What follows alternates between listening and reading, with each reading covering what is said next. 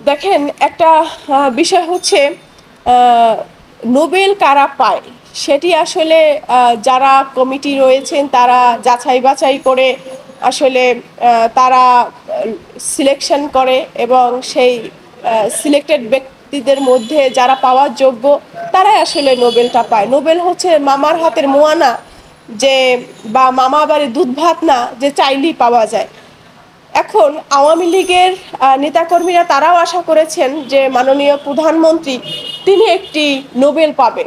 এখন নোবেল পাওয়ার জন্য তো প্রেক্ষাপট দরকার। যদি এমন হতো যে সন্ত্রাস বা দুর্নীতি বাজদের গড়ে তোলার আখড়াখানা কিংবা বিরোধী দলদেরকে দমন পীড়নের উপরে একটি নোবেল, সে ব্যাপারে হইলে হয়তো বা প্রধানমন্ত্রী পেলেও পেতে পারেন, কিন্তু মানবতার জন্য বা দেশপ্রেমের জায়গা থেকে কিংবা সোশ্যাল অ্যাওয়ারনেস বৃদ্ধির লক্ষ্যে কিংবা বড় ধরনের এমন কোনো সামাজিক পরিবর্তন সে করেনি যে জায়গা থেকে আসলে সে নোবেল পাওয়ার যোগ্য। দেখেন, ডক্টর ইউনুস বাংলাদেশের সম্পদ এবং ডক্টর ইউনুসের জন্যই আজকে সারা পৃথিবীবাসী বাংলাদেশ নামক একটি দেশ আছে বলে সবাই চিনে। এই গুণী মানুষটাকে আমরা সম্মান দিতে জানলাম না, আমরা সম্মান দিতে পারলাম না, আমরা তাকে সম্মানিত করতে পারলাম না। ডক্টর ইউনুস এমন একজন মানুষ, এমন একজন ব্যক্তিত্ব, তাকে সারা পৃথিবীতে সকলে মূল্যায়ন করলেও এই নোবেল লরিয়েটকে আমরা বাঙালিরা মূল্যায়ন করতে পারলাম না। পারল না বাংলাদেশের সরকার, পারল না আওয়ামী লীগ সরকার, পারল না আওয়ামী লীগের নেতৃবৃন্দ তাকে মূল্যায়ন করতে। এটি আওয়ামী লীগের ব্যর্থতা, এটি বাংলাদেশ সরকারের ব্যর্থতা, এটি বাংলাদেশের জনগণের ব্যর্থতা। দেখুন, ডক্টর ইউনুস তিনি হচ্ছে বাংলাদেশের ব্রান্ড, এবং এই দেশে গুণী মানুষ কেন জন্মগ্রহণ করবে? এই দেশে ভাই গুণী মানুষ জন্ম নিবে না, কারণ ডক্টর জাফরুল্লাহ থেকে শুরু করে ডক্টর ইউনুস পর্যন্ত প্রত্যেককে তারা এই কোর্টের বারান্দায় বারান্দায় হয়রানি করেছে। ডক্টর জাফরুল্লাহকে সাভারে মাস চুরির একটি মামলার সেই অপবাদ নিয়ে ব্যক্তিটিকে মৃত্যুবরণ করতে হলো, তবুও তাকে জামিন দেওয়া হলো না, তবুও তাকে সসম্মানে তাকে পৃথিবী ছেড়ে যাওয়ার জন্য একটি ফ্রেশ বাংলাদেশ আমরা উপহার দিতে পারলাম না, তাদেরকে সেই যোগ্য সম্মান আমরা দিতে পারলাম না। তদরূপী ডক্টর ইউনুসের মতো একজন ব্যক্তিত্ব, যার নামের উপরে অনেক কিছু হয়, একটা দেশের প্রধানমন্ত্রীকে ফোন দিতে গেলে তিনি সরাসরি যার সাথে কথা বলতে পারে, এরকম একটা পাওয়ারফুল মানুষকে, একটা সম্মানিত মানুষকে আমরা আসলে যোগ্য সম্মান দিতে পারছি না।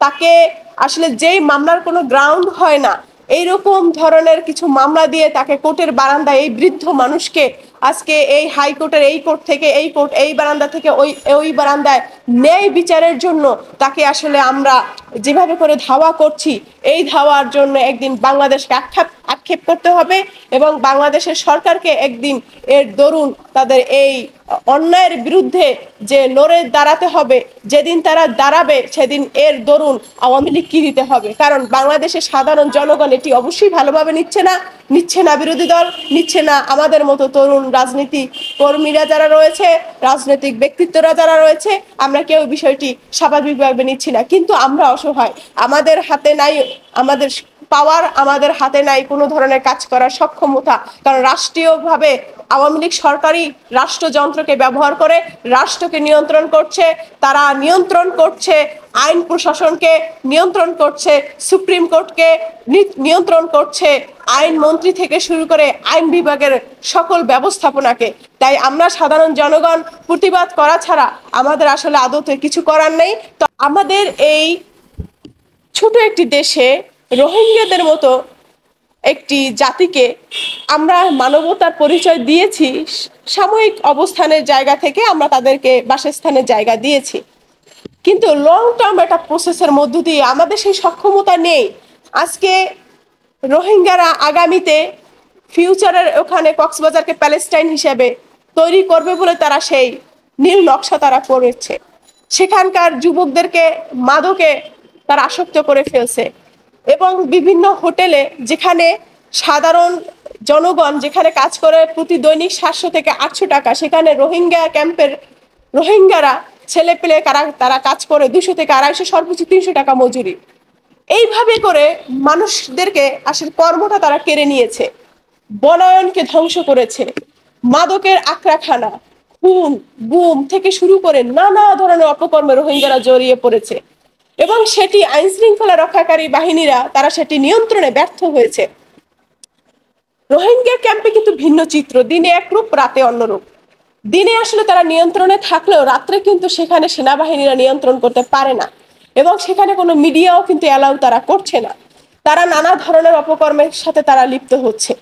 এখন এই রোহিঙ্গাদেরকে আশ্রয় দিয়ে আওয়ামী লীগ সরকার এবং তারা নিজেরা স্বঘোষিত মানবতার ফেরিওয়ালা, মাদার অফ হিউম্যানিটি বলে তারা নিজেরাই আখ্যা দিয়েছে প্রধানমন্ত্রীকে। আসলে আমাদের গ্রাম বাংলা একটা কথা হচ্ছে যে নিজে যাকে ভালো বলে সে ভালো নয়, লোকে যাকে ভালো বলে সেই ভালো হয়। মাদার অফ হিউম্যানিটি যদি সাধারণ জনগণ তাদেরকে আখ্যা দিত তাহলে এটি মেনে নেওয়া যেত, কিন্তু যখন ছেলে বাবাকে বিভিন্ন উপাধিতে ভূষিত করে এটি আসলে গ্রহণযোগ্য না। তো এটা আসলে হাস্যকর।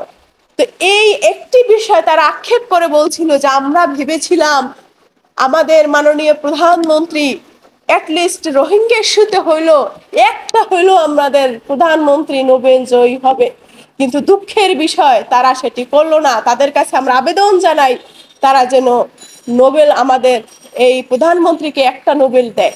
আসলে নোবেল আসলে চেয়ে পাওয়ার বিষয় না, আবেদন করে চাওয়ার বিষয় না। নোবেল যে পাওয়ার যোগ্য সে যদি কুড়ি ঘরেও থাকে সেই কুড়ে ঘরে এসেও সেই নোবেলটা পৌঁছে দিবে। তো এই একটি বিষয়ের জায়গা থেকে ডক্টর ইউনূসকে আওয়ামী সরকার হিংসা করে, অপমান করে, অপদস্থ করে। কারণ তারা মনে মনে ভাবে এবং তারা এটি তাদের একটি ফ্যান্টাসি যে এই নোবেলটা ডক্টর ইউনূস না পেলে হয়তো বা প্রধানমন্ত্রী পেত। কিন্তু এতে তো ডক্টর ইউনূসের কোনো দোষ নেই, সেটি যারা যেই কমিটি সিদ্ধান্ত নিয়েছে সেটি তাদের সিদ্ধান্ত। তো আরেকটি বিষয় তার প্রতি আক্রোশ হওয়ার, সেটি আমি মনে করি যে এই আওয়ামী সরকারকে গা ঘেঁষানা এবং পা চাটানা, সে যদি তোয়াক্কা তোষামত করে যদি আওয়ামী লীগ সরকারের সাথে যদি চলতো তাহলে অন্য একটা ভিন্ন একটা প্রেক্ষাপট আপনি আমি দেখতে পারতাম। তো যেহেতু তাদের সাথে ওঠা বসা বা তাদের সাথে ওইভাবে করে তোষামত করে ডক্টর ইউনূস চলছে না, এই বিষয়টা তারা আসলে মেনে নিতে পারছে না। তারা মনে করে এই দেশ তাদের, এই দেশের সকল খনিজ সম্পদ থেকে শুরু করে জাগতিক যত সম্পদ রয়েছে সবকিছুর মালিক তারা। সকল ভালো কিছু আওয়ামী সরকার ডিজার্ভ করে এবং এই বাংলাদেশে যত মানি গুণী জ্ঞানী মানুষ রয়েছে সবাই তাদেরকে নমস্কার করে চলবে, তাদের কাছে মাথা নত করে চলবে, সকাল বিকাল আওয়ামী লীগ সরকারকে তারা পুজো করে চলবে। তাদেরকেই তারা প্রেস সচিব বানাবে, তাদেরকেই তারা বেনজির বানাবে, তাদেরকেই তারা ওই আজিজ সাহেব বানাবে, এই এবং আনারের মতো এই সমস্ত মোস্ট ওয়ান্টেড আসামিদেরকে তারা পরপর তিনবারের এমপি বানাবে। এভাবেই করে বাই হরিলুটের দেশ চলছে। দুঃখের বিষয়, আক্ষেপের বিষয়, এসব দেখার জন্য সুশীল নেই, এসব দেখার জন্য কোনো ছাত্র সমাজ নেই, এসব দেখার জন্য ওইভাবে করে কোনো বিরোধী দলের শক্তিকে প্রতিষ্ঠিত আন্দোলন করার জন্য আসলে লিডদাতা কেউ নেই। আজকে বাংলাদেশ অভিভাবকহীনতায় ভুগছে, আপনি আমি ভুগছি। এভাবে করে কতদিন বাংলাদেশ চলবে আমরা জানি না। হয়তো বা কিছুদিনের মধ্যেই আপনারা শুনবেন এই দেশ আমাদের প্রতিবন্ধী, আমাদের যে পার্শ্ববর্তী রাষ্ট্র রয়েছে সেই বন্ধু রাষ্ট্র না, আমি মনে করি সেটা প্রতিবন্ধী রাষ্ট্র দেশ, যারা বাংলাদেশকে শোষণ করা ছাড়া আসলে তাদের অর্থনৈতিক চাকা চলছে না, তাদের ব্যবসায়িক চাকা চলছে না, চলছে না তাদের প্রাণ। কারণ বাংলাদেশ থেকে তাদের সবকিছু চুষে নিতে হবে। সেই প্রতিবন্ধী রাষ্ট্রের কোন দিন যেন ভাই ঘোষণা আসে এই বাংলাদেশ এই প্রতিবন্ধী রাষ্ট্রের অঙ্গরাজ্য, সেটি আসলে দেখার বিষয়, সেটি আমরা নিয়ে উদ্বিগ্ন আছি।